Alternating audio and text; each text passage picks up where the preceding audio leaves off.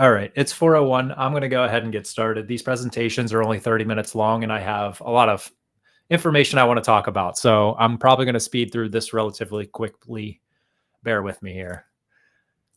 If you guys have never been to one of these HubSpot events, my name is Aaron Oberdick. I'm the video marketing manager at Nextiny Marketing, and we host these video office hours. So we used to do these once every month, and then we took a sabbatical off of that, but we're starting to ramp these back up. So this is our first efforts into our office hours revamp, and I believe we'll have one in the future. It's not scheduled yet, but as soon as we get it scheduled out, feel free to head over to the events page and RSVP for that. Now, my primary job responsibilities at Nextiny, I create video content for our clients as well as Nextiny itself. I'm able to track those videos, create reports on analytics, and I also dip my toes into some graphic design creation as well. If you guys have any questions about myself or Nextiny as a company, let me know in the chat as we go through here. All right, so today's agenda, what we're going to be discussing, more or less, we'll cover all AI tools that I found to be beneficial in some shape or form in projects that I've worked on. We also have several tools I want to talk about that have some specific use cases, but I think it'll give you, if you're an experienced videographer, it'll give you some ideas on where to start utilizing AI in those efforts. And it'll give someone new to video a sense of where AI tools are alleviating those potentially daunting steps to actually get started with first video creation. Then we're going to dive into my analysis on AI tools and where I want to see them evolve. And then last, like I mentioned, we will go to the top and do a Q&A. Just a note, if any of these tools sound interesting to you, take the time to research them because I am going to go through this very quickly and I don't have a lot of like interactive stuff to show. So if you guys have more questions beyond this presentation, feel free to ask that at the top of the QA or in our next presentations as well. All right, let's dive directly in here. And the first thing I want to talk about is pre-production tools. So the way I'm going to do this is I'm going to talk a little bit about tools before I actually start recording. Then I'm going to go into some production tools, some audio tools, and then we'll go into post-production and like editing AI tools. So the very first thing I do want to discuss, and you probably already know the exact tool that you're looking at, is ChatGPT. And you're probably thinking, yeah, I know what ChatGPT is. Most people know what ChatGPT is at this point, but I want to talk through some of the video pre-production capabilities it has to offer and how I use it for all of my video needs. So first and foremost, this is the perfect idea generator. If you have no idea where to start with video, you can ask ChatGPT. Have you tackled some of those initial ideas? And then you're saying, well, I kind of hit a brick wall and I don't know which video to make next. Of course, you can ask it as well. A perfect example is taking someone internally like Nextiny, or I can look at a client's top performing blogs and really identify which ones that stand out. Which ones are getting the most hits. And typically, there's always a blog that gets more exposure than others. It just kind of strikes that niche audience, right? And so what I can do is I can take that blog and I can say, hey, ChatGPT, turn this into a video script. Of course, we do want to humanize things. So I'll always go through and I'll tweak certain lines and certain talking points to better fit the branding. But this is a great tool that you can quickly give ideas or inspiration for your next video. ChatGPT also will create audio visual sheets. And what this is it basically breaks down a script and it'll associate complementary video clips that they think would be the best producing results for your videos and side by side. So as it gives you a voiceover and what you're talking about in that voiceover, on the opposite side, on the video side, it'll say, hey, this is what the shot should be looking like as you're discussing this subject. So really interesting. And of course, you can use ChatGPT for a gazillion different things, but I want to ask you guys, do you use ChatGPT for any sort of video creation or just in general itself? Of course, let me know there in the chat. All right, so the next tool I really want to talk about is text-to-speech. And you see the brands on the screen. Those are not the only brands that do this, but text-to-speech is a really cool concept that I've been starting to utilize more in every project. the idea of text to speech is just software that analyzes your voice. And then with a large enough sample size, it can regenerate your speech from inputted text. So there's, like I said, there's a lot of different tools that do this, but the two that I've used specifically is going to be Descript's Overdub and 11 Labs. You'll also notice that Descript is very much a repeat talking point throughout this presentation. So I really like them as a tool. With both of these softwares, the more dynamic of a read through that you feed into it, the better results it'll be. So you want to make sure that you give it a nice elaborate script that you've read through and upload to it. If you only feed it a few lines, your created voice will sound a little bit mundane and robotic. So it just doesn't have as much source material to work with. So always feed it a really large script if you're looking to do this. And of course, there are plenty of examples to both 11 Labs and Descript's Overdub. So feel free to research these tools. But again, this is really great for something like you've read through an entire script and you're piecing together a video, and then the client comes back and says, hey, we want to change all the instances where you said this word, we need to change to that word. And of course, instead of going back and reading through your entire script word for word just to replace a few niche spots, you can go back and with Overdub or 11 Labs, you're able to just delete that line from the script, rewrite the word you want in, and then generate that word, and it'll sound very natural. So again, these are really, really interesting tools if you need to change any sort of audio cues in a script. All right, sticking with audio enhancement, there are a lot of tools that also do this, but of course you see Descript there again, and the left side or the right side is going to be Adobe's Enhanced Speech. These two products do a really great job at taking an audio file that may sound not super clear. It may have a lot of background sounds. And what it does is it takes all those sounds away. It identifies those frequencies, drops those frequencies, and then it identifies the frequencies in your voice itself and raises those up. It enhances those frequencies. So it does a little bit of a two front there, right? It takes all the things we don't want, removes them, takes everything we do want, and pulls them up. A perfect example of this is I'm editing a wedding video at the moment, and the groom had a lavalier microphone on his suit jacket. Of course, I don't want to put a cable on the bride, so we didn't have a microphone on her. We took the audio file from her side because they read their vows in private. So I'm dealing with, a bride that's maybe 4 feet away from the microphone itself. I have cars in the background. I have wind noise. I have insects, birds. There's a lot of just things going on in that audio file. So what I did to alleviate that is I ran it through Descript's program of Studio Sound. I also have Enhanced Speech, and it spit out a perfectly clear audio reading of her vows. So these are one-click efforts. Of course, you can do little modifications and tweak them, but if you're looking for something to just enhance your overall audio quality recordings, definitely take a look at Descript's Studio Sound or Adobe's Enhanced Speech. All right, the next AI tool I want to talk about is something called Music Stems. So think of it as we are isolating each track in a music score. And you might be thinking, okay, that's pretty niche. And you're not wrong, right? I've used this in several instances and I've never been let down. I promise. The biggest use case that comes to mind here is every time I get a request, hey, Aaron, can you take this video clip? It's 45 seconds long. We want to remove seconds 16 to 20. At its forefront, that sounds a very simple task.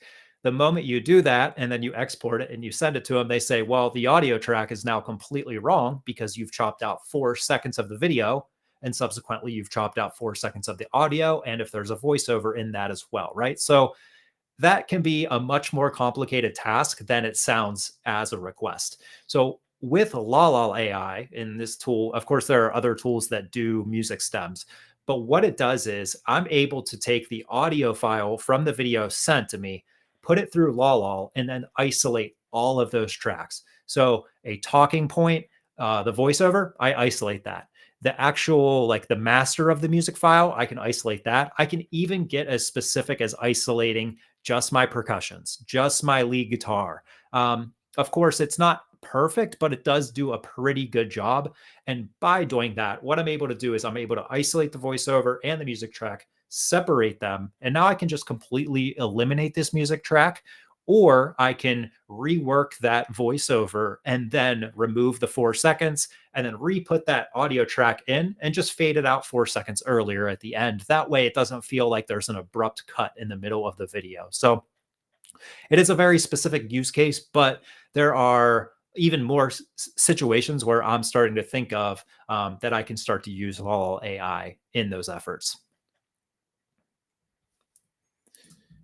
All right, the next one I really want to talk about is Adobe Generative Fill. And this one is really cool. Now that we're straying away a little bit of audio here, we're going to dip into more of video AI tools.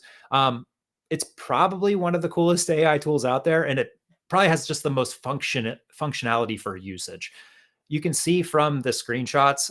This is Chris from Wistia. He did this test where he's in a room and he's got a generally normal shot on him, but he said, "What if I need a wider shot?" But I did not capture that. Previously, you're out of luck, right? We had to go back, set the camera up, redo the shot. Now we can use Adobe's generative fill to basically apply a surrounding frame to our area and make it look like we are in a wider frame. This is really useful for video shots that are completely static.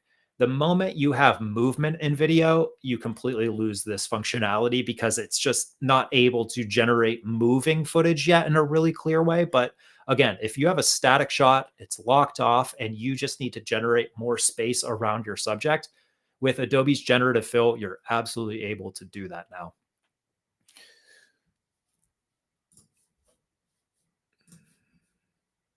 All right. The next one I want to talk about is, again, Descript, but another really, really cool feature within this platform. And I can definitely see more AI tools picking this up and promoting this as themselves now. Descript is really cool in the sense of it's able to now take something where if you read from a script and your eyes are, scanning left to right, left and right, and maybe it's a little bit of a longer video and you need to read off that script, or you're just referencing bullet points, even like I'm doing in this presentation, right? I'm just referencing my bullet points as I go through this. It's able to take your eyes and actually centralize them and make it look like I'm looking right into my into the lens. So it's really interesting in that way because, again, if you're reading from a script, it's a little bit detached from what you're watching, right? If you see someone and they're presenting but they're reading something, you kind of become detached from that. But if your eye contact is locked in with the lens, you're locked in with the subject as you're presenting, it's much more tangible to stay in that. So Descript eye contact, just one little fun functionality of AI tools that I see evolving very much in the future. Okay, and there we go. The last one, here's the last slide I want to talk about here. This is going to be just generative AI tools for video. You've probably utilized one of these in some way, shape, or form, or one that's not on the screen. And these are probably the most popular AI tools at the moment. They're also probably the most recreational tools at the moment. A lot of people are just generating images for fun. And there's a couple different options here as well that you see on the screen. So as I go through this, I'll talk about individual ones here. Like Canva is obviously, it's a platform that you can utilize similar to Photoshop, but it's now implemented AI generation for images and video. So I can generate an image just based off of text to image creation. And I can also do that for text to video purposes. If, for example, we have a couple retirement communities as clients here, what I can do is I can say, generate a video clip of an elderly couple walking through a Floridian garden away from camera during sunset, right? And it does a pretty good job. It'll generate that clip. There will definitely be some issues with it, especially if you're generating people. Extremities always seem to be very weird. That being said, it does give a general idea of the shot you're looking for. And so best case use scenarios for this is when you're trying to create something like a storyboard. So you're trying to, if you don't know what a storyboard is something where you piece it together and basically showcase someone, this is what the video will look like conceptually. Maybe it's through images that you've taken photos of, or maybe it's just sketches that you've created. But in a general sense, someone should be able to look at a storyboard and understand the vision you have for a video. Again, previously to create storyboards, a lot of people do sketches. They would even hire artists to do sketches to make it look more realistic and a little bit more exactly how they want the video to seem like. But with AI imagery, what we're able to do now is generate these images and then put them into a storyboard and then offer it to a client to say, is this the look we're looking for, right? And so that's what I've definitely used AI imagery for. Canva is absolutely the number one AI image tool that I've been using. Now there are other ones like Dolly and Midjourney, and they give you different looks as well. So Midjourney gives you eh,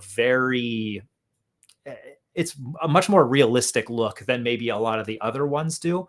And the reason I wanted to mention those AI imagery tools is because you can now input those into an AI video imagery tool like Luma AI, and it will create a video animation of the image that you generated. So really interesting. You can, of course, still give it the text prompt and say exactly the video clip you're looking for. But what I've come to find is if you're able to generate an image through Canva, Dolly, or Midjourney, and then take it, inject it into Luma AI, and have it actually produce a video clip, that's where the magic is starting to really happen. Of course, it's not 100% there. You can't just say, oh, I don't need to go film anything else. I can just generate my images. I can put it into a video generator and boom, there's my video, right? It's not perfect. Everyone has, it even gives that like uncanny valley effect where it feels right, but it feels wrong in a sense. So we're not there yet, but it's definitely taking that step to becoming more realistic for video generation. The last thing I want to talk about is Synthesia. This is a little bit different than the other tools. What it does is it creates AI people on screen that will voice your video and bring it to life. But it is very much uncanny valley feeling like that. That one very much is that's a human, but it's not a real human yet. So we're getting there, but of course, AI still needs to take, I think, a couple more steps before we get to the super realistic part of it. Okay, and then last slide here, I booked it through all of these things, but my final thoughts that I want to talk about on AI tools, where we are now and where I would like to see it go. I think we're at a really good starting point, specifically to audio AI. I think that's really where we've made the most strides and have created useful tools to utilize regularly. Not every day am I generating a random video clip to use, but on a lot of projects, I am putting some sort of recorded audio clip through Studio Sound to produce a really high professional quality audio clip from that little effort. So definitely use case. The audio tools are much more on the side of using on a regular basis and putting it through projects to make our projects just in a better sense. AI video tools still kind of assisting on efforts of pre-production, storyboarding, ideologies, but not really utilizing those tools in my final video or my final product. So that all being said, I think we have some interesting video features that stick out. The eye contact feature I think is really interesting. We're already taking that video and altering it in a way that was thought previously impossible. So if have you guys ever heard of the GIGO phase? It's garbage in, garbage out. I'm starting to rethink that phrase a little bit now with some of these tools, but I'll leave it at that. I want to get your guys' questions in. We have about 10 minutes left, so I will open the floor to questions. Do you guys want to talk about any of the tools I discussed? Do you have any questions regarding features of those? The floor is open.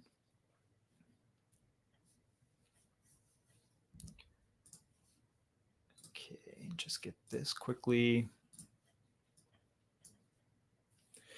Kent is asking, how is HubSpot's video tool? It's evolving. It's admittedly, there's some certain things that I have found useful to it, but overall, it's very much evolving in that sense. I'd say the most interesting thing I've seen is chapter highlights. So if you inject a really long video, and this is more actually of a Wistia feature than anything, but if you inject a video into Wistia, it'll spit out the best ideas from a video. It'll say like, hey, these are kind of like the key highlights of each video. And I'm able to pull those out. And then like if someone's writing a blog from a long form video we recorded, those are really good starting points to start with. So I think there's some really unique features that they are starting to implement in, but we haven't got there as like a fully fledged AI tool yet.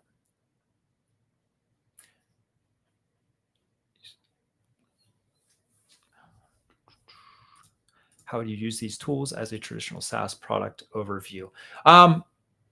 That's more of a question. How can we implement AI tools into any video IDA creation, right? So a traditional SaaS product overview video, you're probably talking about key benefits and features. So, feature A, B, and C. If you're talking about it, I'm thinking audio AI tools to, again, produce a higher quality sound from your audio recordings. But beyond that, right, it's not so how can I inject AI into all of my efforts? It's more so how can AI assist me into getting the best product available, if that makes sense. I like the eye tracking tool. I think it's great for going live on social while engaging with comments. Yeah, absolutely. That's actually mentioning a live feature. I wonder if the eye tracking tool would go in real time. That would be a really interesting thing if it doesn't, to see if it takes that next step. Kent's asking, if someone is not at your level, what single tool would you recommend? I would recommend Descript. And I swear this is not an affiliation with Descript. I have no affiliation with them. I just love their tool so much. And it is very beginner level to start learning immediately. It actually does a really unique way of editing video on a simple format. Instead of having a very traditional window when you open up Descript, what it does is it opens up a blank canvas with text. And so when you upload a video into it to start editing it or start making any sort of tweaks to it, you have the entire video transcribed there. And if you want to remove a section of the video, instead of going in the timeline and getting the little splice tool and cutting it out and going through all the video editing traditional tools, you just select the sentence you want to remove and then delete it from the actual transcription, and it removes it from the video. So it's very unique in the editing ways. You can put it into a traditional editor, but a lot of people that I've talked to that start to use Descript, they say it's very user-friendly and very easy to start learning. But it also provides a lot of really high-level plugins and features that you can use once you get comfortable in the program.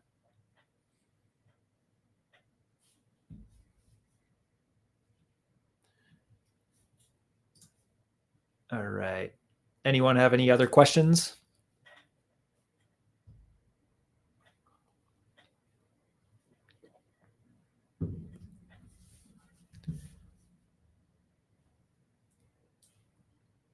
I'm going to pull up our community where you guys will be able to ask questions beyond these presentations. I know a lot of people like to come to these presentations and get their questions in, and they think, hey, I don't know where else to ask questions. So I do want to share a link here to our community.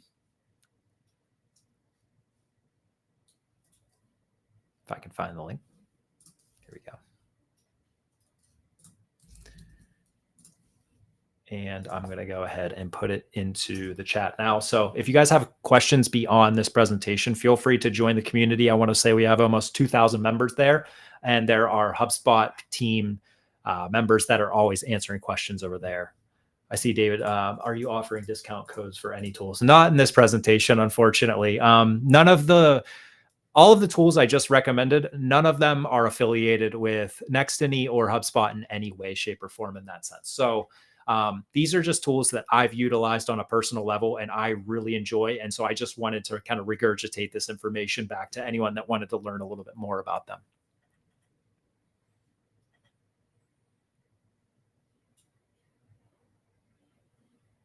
Awesome. Yeah. Thank you, Kent. Thanks for coming.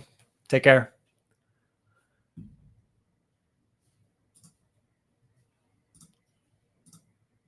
Awesome. All right. Well, it looks like, yeah, no other questions are coming in. So I'll leave it at that. Thank you guys so much for attending. I always really appreciate having, everyone coming to just collect information and try to learn together. So again, thank you so much. And we will definitely see you in the next office hours.